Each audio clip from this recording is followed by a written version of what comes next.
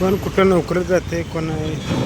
पुण्यामध्ये कसं आहे ना, तर जिंदगी तर कसं आहे, काम करणं घर तेवढं चालतं, बाकी काहीसुद्धा पैसे शिल्लक राहत नाही. तुम्ही चला बाबा पुणे मुंबई शहराकडं खूप पैसे मिळते आणि पैसे राहते लय पैसे मिळते, तसं काही नाही. मस्त पैसे मिळते तेवढं खर्च पण आहे. कोणाला 25-30 हजारपर्यंत पगारसुद्धा मिळू शकते पुणे मुंबईमध्ये. पण कसं आहे, तेवढं खोलीपाडा राहायचं खायचं हे समजा सोयी म्हणजे अवघड आहे, फार मोठी मला बाब खोलीपाडा कोणाला 5,000 6,000 5,000च्या पुढंच घ्यायला लागते कोणाला.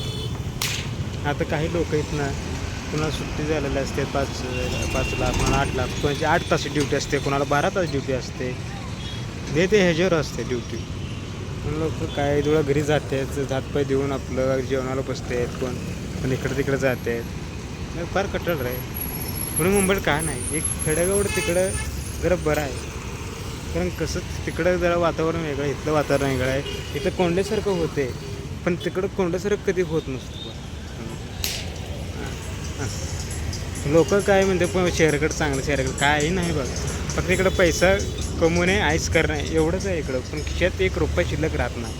काय आम्ही अनुभव येतो, आम्हाला वाटलं बाबा मस्त पैसे मिळते वेळेला मोठं व्हायला आलं, पण इथं काही नाही. पण आमचं आम्हाला कळते बाबा इथं काय काय होते काय नाही.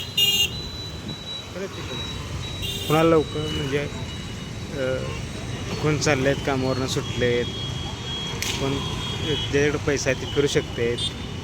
पण असंच काही आता तिकडं ही मेन रस्ता आहे, ती नाशिक मार पुणे मेन रस्ते, आळंदी जाणार ही मेन रस्ता आहे. ट्रॉफिक पण लागते, म्हणजे बऱ्याच गोष्टी आहेत.